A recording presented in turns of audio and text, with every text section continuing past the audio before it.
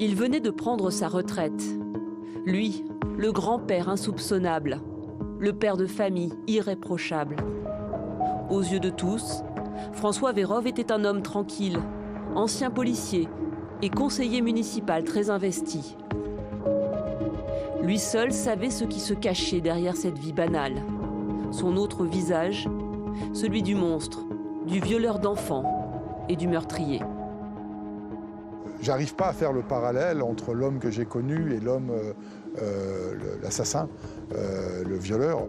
Le grêlé, un tueur en série qui échappait inlassablement aux enquêteurs. Jusqu'à ce 29 septembre dernier, au Grau du Roi, théâtre d'un incroyable rebondissement. François Vérove se donne la mort après avoir avoué plusieurs de ses crimes. Le point final d'un mystère qui a hanté les enquêteurs de la brigade criminelle pendant 35 ans.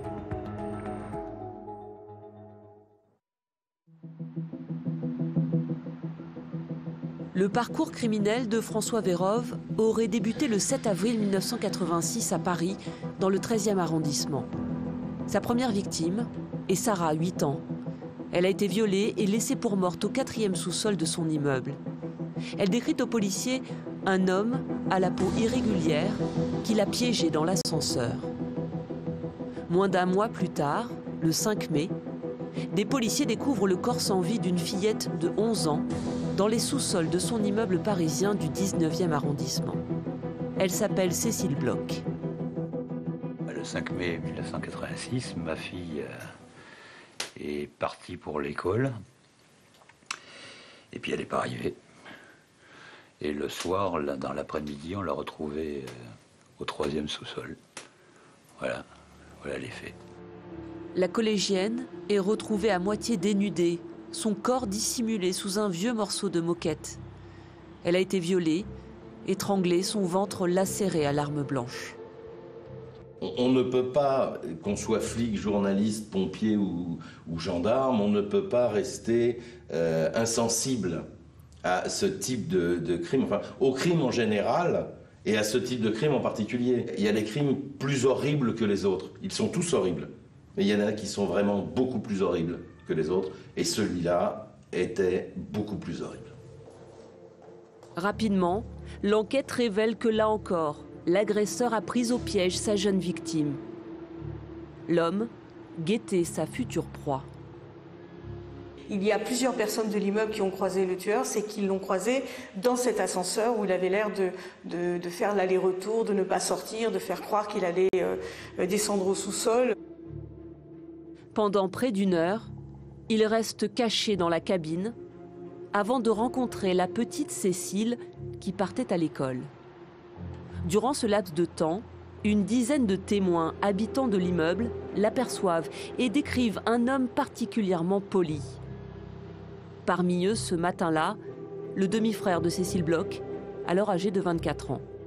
Il était un peu plus grand que moi, de corpulence plus athlétique et plus fort que moi. Il avait un visage tout à fait standard, commun, sans traits caricatural. Et sur ce visage tout à fait commun, standard, un peu aux normes, il avait quelque chose sur la joue. De son témoignage, mais aussi de ceux des voisins, naîtra le tout premier portrait robot, avec une caractéristique physique qui lui vaudra son surnom, le grêlé. On l'appelle le grêlé parce qu'il a des marques sur le visage. Et ça va être raconté par les parents de Cécile Bloch, par le demi-frère de Cécile Bloch et par 6 autres témoins qui vont le voir ce jour du mois de mai 1986 sortir de l'immeuble en courant. Ils décrivent un homme grand, 1,85 m, jeune, 20-25 ans, qui a le visage marqué. On peut supposer qu'à l'époque, il avait de l'acné ou quelque chose comme ça, parce que quand on voit sa photo aujourd'hui, ça n'a plus rien à voir avec ce portrait robot moucheté qu'on nous a montré. Le suspect avait l'air un peu négligé. Alors les enquêteurs pensent qu'il s'agit d'un SDF. Ils explorent cette piste, mais elle ne donne rien. Les moyens techniques à leur disposition sont alors bien différents d'aujourd'hui. Ils n'avaient rien en réalité par rapport à aujourd'hui. Le fichier national des empreintes génétiques n'existait pas. On ne parlait d'ailleurs même pas à l'époque d'empreintes génétiques. Il n'y a pas de vidéosurveillance. La téléphonie, aujourd'hui, il aura un portable. À l'époque, il n'y avait pas de portable. Et avec un portable, on gèle toutes les bornes, les communications, 1 heure avant, 1 heure après. On sait exactement qui était là et qui appelait qui et qui était où. L'enquête piétine. Le grêlé, lui, ne s'arrête pas et continue de s'attaquer à de jeunes victimes. En octobre 1987, Marianne, 14 ans, rentre de son collège du 14e arrondissement de Paris pour le déjeuner. Elle est abordée par un homme qui dit être policier. Il monte chez elle, l'attache et la viole. Un mode opératoire qui se répète et un profil psychologique qui se précise. Il y a une particularité, c'est qu'il est amené à attacher ses victimes. Mais il les attache, y compris celles qui sont toutes jeunes. Donc, il n'aurait pas besoin, en soi, de les attacher. Et pourtant, ça semble être important pour lui. Et les horaires auxquels il agresse les différentes personnes font penser qu'il ne travaille pas en journée. Ça peut correspondre avec le profil à quelqu'un qui travaille dans la sécurité, qui essaie justement d'avoir un peu cette autorité. Pendant 7 ans, le grêlé ne fait plus parler de lui. Jusqu'au 24 avril 1994, en Seine-et-Marne. Il enlève une jeune fille de 11 ans et tente de la violer. Lors de son audition, elle reconnaît le grêlé grâce au portrait robot. C'est un mec qui avait l'air d'être normal, comme tout le monde en fait. Moi, je n'avais pas d'a priori sur lui. Quand je l'ai vu au départ, je croyais vraiment qu'il venait de la police. J'ai eu beaucoup de chance d'être calme et aussi en fait de lui avoir parlé. Je pense que de lui avoir posé des questions, tout ça, je pense que ça m'a sauvé la vie en fait. 2 ans plus tard, en 1996, un espoir renaît grâce à la science. Les expertises ADN sont en plein essor et les enquêteurs voudraient que soient exploités tous les prélèvements effectués sur les scènes de crime. Des échantillons de sang ont ainsi été mis sous scellé et pourraient livrer de précieuses informations. Les choses vont évoluer, la science va travailler. De ce groupe sanguin, on va tirer un ADN. Cette suite de chiffres, on va la verser dans le fichier national automatisé des empreintes génétiques qui va mouliner et qui va rechercher. Et on espère trouver quelque chose. C'est forcément quelqu'un qui est connu? Eh bien non. Pourquoi? Parce que c'est un ancien gendarme, devenu policier, quelqu'un qui n'a jamais fait parler de lui dans une affaire de stupéfiants, de braquage, de bagarre, de coups et blessures, qui aurait fait qu'on aurait pris son ADN, qu'on l'aurait mis au fichier. En 2001, l'enquête connaît pourtant un rebondissement inattendu. Le profil ADN du grêlé concorde avec des prélèvements récoltés 14 ans plus tôt à Paris, dans l'affaire d'un double meurtre particulièrement atroce. Nous sommes en 1987. Alain Vasquez est alors un jeune enquêteur de la crime. Il est de permanence ce jour-là. On est arrivé comme d'habitude avec le quart de police secours qui attendait en bas. En haut de ces escaliers, les corps sans vie de 2 personnes, une jeune fille au père allemande de 21 ans et son patron de 38 ans. Là, c'est le corps de Gilles Politi qui a été retrouvé ici, donc dans la chambre à coucher. Il a été torturé avec un couteau de cuisine qui était également trouvé sur place et brûlé avec une cigarette dont le mégot se trouvait à côté du corps. L'homme a été ligoté, tout comme la jeune femme. Ici se trouvait un lit superposé et elle était attachée à ce lit. Les bras en croix et également elle avait été torturée. Choqué, un de ses collègues policiers dessine même la scène. 34 ans plus tard, Alain Vasquez se souvient encore parfaitement de ce crime. Le sentiment que ça laisse, c'est que l'auteur a pris plaisir à à tuer, à voir mourir ses victimes. Donc là je dis, il y a quand même les actes de torture, il y a du sadisme dans ce mode opératoire, et bon, on sait qu'on a affaire à quelqu'un de particulier. L'ADN parle. Le violeur de fillettes, le tueur de la petite Cécile Bloch et le meurtrier de la jeune fille au père et de son patron ne sont qu'une seule et même personne. Les enquêteurs comme les journalistes qui suivent l'affaire sont sous le choc. Ils n'arrivaient pas à y croire parce qu'ils ne comprenaient pas, comme moi, comme vous, le lien qu'il pouvait y avoir avec ce même auteur. C'est des crimes tellement différents. C'est des crimes qui ne se ressemblent pas. Les victimes n'ont rien à voir en âge, enfin, sauf à avoir affaire à un dingue qui tue tout azimut. Mais là, on sait, dans Ingrid Müller, on sait qu'elle l'a vu avant, on sait qu'elle a eu une relation avec lui, on sait qu'ils ont passé une ou peut-être 2 nuits, on sait qu'elle a annoté ses performances sexuelles. Donc ils se connaissent. Qu'est-ce que ce mec faisait avec Ingrid Müller? Pourquoi il agresse Cécile Bloch? Et pourquoi il la tue? Et pourquoi il la viole? Enfin, pourquoi il la viole et pourquoi il la tue? C'est incompréhensible. La science n'a pas d'état d'âme et les résultats sont formels. Les enquêteurs du 36 sont face à un tueur en série aux pulsions sadiques incontrôlées. Mais la science ne peut rien de plus pour les policiers. L'homme leur échappe encore et toujours, libre de faire d'autres victimes.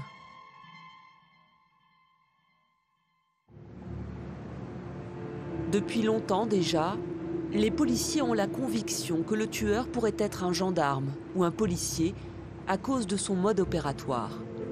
Une de ses victimes donne des informations précieuses aux enquêteurs en décrivant le comportement de son agresseur. Cette jeune fille est enlevée à Mitry-Mory, elle est amenée jusqu'à Saclay.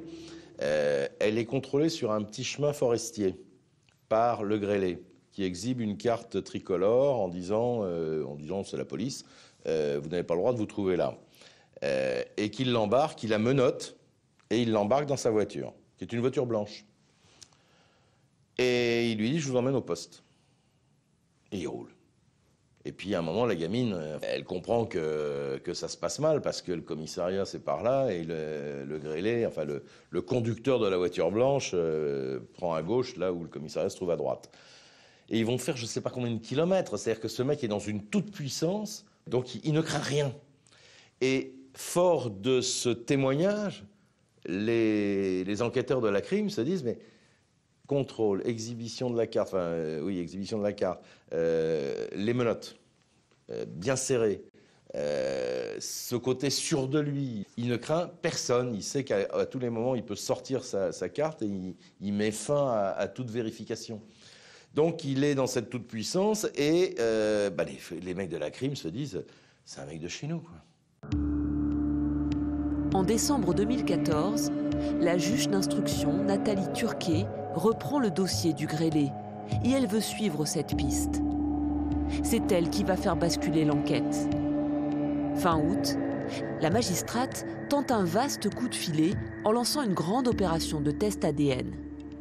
La juge d'instruction a délivré des commissions rogatoires dans tout un tas de services de police judiciaire de France pour leur demander de contrôler, d'entendre, en tout cas de procéder à l'audition de 750 gendarmes qui avaient été en poste en région parisienne à cette époque, c'est-à-dire entre 1986, meurtre de Cécile Bloch, et 1994, la dernière affaire qu'on pourra peut-être raccrocher à toute cette série de dossiers.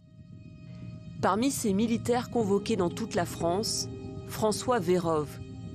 Après avoir été gendarme, l'homme intègre la police nationale dans les années 90. Il est affecté aux brigades motorisées en Île-de-France. Son activité première, c'était policier de terrain, qui plus est motard de la police nationale. Donc toute la journée, il travaillait en moto. Donc ce sont ces motards que l'on voit souvent escorter le SAMU, le don d'organes, ouvrir la voie pour des convois exceptionnels, escorter des personnalités. Quand il venait sur le département, voilà quel était son travail. François Vérove exerce des fonctions syndicales. Certains de ses collègues de l'époque décrivent un homme volontaire, mais tourmenté. Il a eu des moments, on pourrait dire de crise, mais de crise parce que physiquement, on voyait qu'il n'était pas bien. Il était blanc, tremblant, enfin, on voyait qu'il était pas bien, quoi, qu'il était malade. Il nous avait dit qu'il allait consulter un médecin, qu'il était sous antidépresseur, il a eu une période où il a été en arrêt maladie. En tous les cas, l'homme que j'ai connu, comme il était, c'est pas un homme que j'aurais cru capable de commettre ces atrocités. C'est ce qui fait d'ailleurs si froid dans le dos, c'est que j'ai eu une proximité quand même avec ce collègue, alors que dans la période où je l'ai connu, il a peut-être tué quelqu'un, violé quelqu'un, et que nous, on n'ait eu aucun signe permettant de dire que c'était quelqu'un qui avait de graves problèmes. Car François Vérove n'a jamais fait parler de lui jusque-là. Originaire du nord de la France, le tueur en série a vécu plusieurs années en banlieue de Lille, dans cette maison. En face de chez lui, habitait la mère de ce jeune homme. Elle connaissait bien François Vérove quand il était adolescent. C'était un bon copain pour elle, même s'il pouvait avoir aussi un côté sombre. Il vivait uniquement avec son père, puisque son père et sa mère étaient séparés, sachant que François Vérove était fils unique, donc du coup, il vivait vraiment pour le coup seul avec son père. Et de ce que ma mère me racontait, c'était quand même un père très strict, avec vraiment des règles très bien établies, qui avait peu de droits de sortie. Ma mère avait quelques doutes sur le fait que, éventuellement, son père puisse être un violent avec lui. Donc que ce soit violence verbale ou violence physique, en tout cas elle n'en a aucune preuve, mais elle peut attester qu'il y avait quand même une relation conflictuelle avec son père et que son père était vraiment très très strict. Il y a un soir où effectivement donc ils discutaient tous les deux de ce qui se passait pas forcément bien dans leur vie, donc comme tout adolescent, parfois on a des problèmes, on a des états d'âme. Elle lui confiait cela et lui pareil disait qu'il avait parfois des problèmes au niveau de sa famille avec son père. Et un soir, il lui propose de se suicider tous les deux. Donc la réaction de ma mère, évidemment, a été un petit peu un choc. Un suicide collectif, c'est quand même pas rien. Et à ce moment-là, elle s'est dit, bon, il a beau être sympa, c'est quand même un peu étrange qu'il en vienne jusqu'à me faire une telle proposition. Bon, moi, cependant, ça n'a pas brisé l'amitié. Mais c'est quand même le seul épisode un petit peu troublant qu'elle a rencontré avec lui. Au fil des années et de ses rencontres, François Vérove parvient néanmoins à se construire une vie au-dessus de tout soupçon. Au moment des premiers crimes, il vit en région parisienne. Puis, dans les années 90, il part s'installer dans le sud. Il se marie et devient le père de 2 enfants. De plus en plus, il s'implique dans la vie de sa commune jusqu'à devenir conseiller municipal. L'ancien maire de Prades-le-Lez, dans l'Hérault, a encore du mal à réaliser qu'il a côtoyé un tueur en série. Il est froid dans le dos, hein, parce que moi, si on m'avait demandé mon avis sur cet homme-là, c'était un avis extrêmement positif. Un collaborateur élu avec qui j'ai travaillé, qui était, comment dirais-je, courtois, qui défendait ses opinions, et puis le seul accroche qu'on a eu, c'était quand il n'était pas d'accord avec mon opinion sur la direction des affaires municipales. Et donc c'était un échange de vues et jamais, au grand jamais, j'ai pu imaginer quoi que ce soit qui ressemblait à la vérité d'aujourd'hui. J'étais aux antipodes. Je le connaissais parce que j'étais correspondant du Midi Libre pendant des années et que je faisais beaucoup d'articles à l'époque et qu'à chaque fois que je sortais à une manifestation, enfin pas à chaque fois, souvent quand je sortais à une manifestation, il y participait. C'était quelqu'un d'avenant, de sympa, c'était quelqu'un d'intéressant en plus. C'est vraiment quelqu'un à qui on avait du plaisir à discuter parce qu'il s'intéressait à la vie de la commune et que j'avais quelques affinités particulières avec lui dans la mesure où il était passionné par les questions d'information. L'ancien policier sait entretenir son image d'homme serviable, impliqué, sans histoire. Dans ce quartier de la Grande Motte, où il s'est installé ces dernières années avec sa femme, il avait le profil parfait du bon voisin. Très sympathique. Quand je revenais de faire mes courses, si je rencontrais, je disais à mon mari, j'ai rencontré les voisins sympas. Non, mais on les voyait passer tous les jours. Elle allait chercher des fois le journal. Tous les jours, ils passaient, on les voyait. Et qu'on se voyait, un grand signe. Un quotidien paisible, qui vole en éclats le 24 septembre dernier. Ce jour-là, François Vérove le sait, la fin de son secret est proche. Il a reçu, le 24 septembre, une convocation des enquêteurs locaux qui lui ont dit « on voudrait vous entendre et on va procéder au prélèvement de votre ADN ». 24 septembre, la convocation arrive chez lui. Il est convoqué pour le 29 septembre. Or, il ne se présentera pas à la police judiciaire de Montpellier le mercredi matin. Et à partir de là, les enquêteurs qui, eux, savent, les mecs de la PJ de Montpellier, ils savent pourquoi ils convoquent François Vérove, ils appellent tout de suite la brigade criminelle en disant « écoutez, on a un problème, on avait convoqué François Vérove, etc. Bref, il n'est pas venu, qu'est-ce qu'on fait ?» Et là, les mecs de la crime disent « allez tout de suite à son domicile ». C'est ce qu'ils vont faire, ils vont taper à la porte de son domicile, ils tombent sur sa femme, qui dit « je suis très inquiète, il est parti depuis samedi ou depuis vendredi ». L'homme est en fait parti se cacher dans un autre appartement au Grau-du-Roi. Il est sur le point de se suicider. Il essaie une lettre dans laquelle il écrit « Je reconnais être l'auteur de plusieurs crimes impardonnables ». Donc, il donne un premier élément sur ce qu'il s'est passé sur la fin de sa vie. C'est qu'il sait très bien qu'on va venir le chercher. Rapidement, le parquet confirme. François Vérove est bien le grêlé. La comparaison ADN, immédiatement ordonnée par le magistrat instructeur, a établi ce jour une correspondance entre le profil génétique retrouvé sur plusieurs scènes de crime et celui de l'homme décédé. L'épilogue de l'un des plus grands mystères criminels français. Mais le tueur en série n'a peut-être pas encore livré tous ses secrets. On peut faire maintenant le parcours d'un tueur, savoir son parcours selon là où il a travaillé, là où il a été. Est-ce qu'il y a des victimes, des affaires non résolues? Est-ce qu'il y en a d'autres? On sait déjà qu'il y en a d'autres. Hein. Je vous le dis, on sait déjà qu'il y a eu d'autres agressions. Est-ce qu'il y a d'autres meurtres? Est-ce qu'il a arrêté en 97 comme il le dit? Quels sont les crimes entre 94 et 97, mais aussi depuis le début? Est-ce qu'il y a des crimes qui nous ont échappé? Des policiers s'intéressent déjà à une vingtaine d'autres affaires non résolues dans lesquelles le mode opératoire pourrait être celui du grêlé.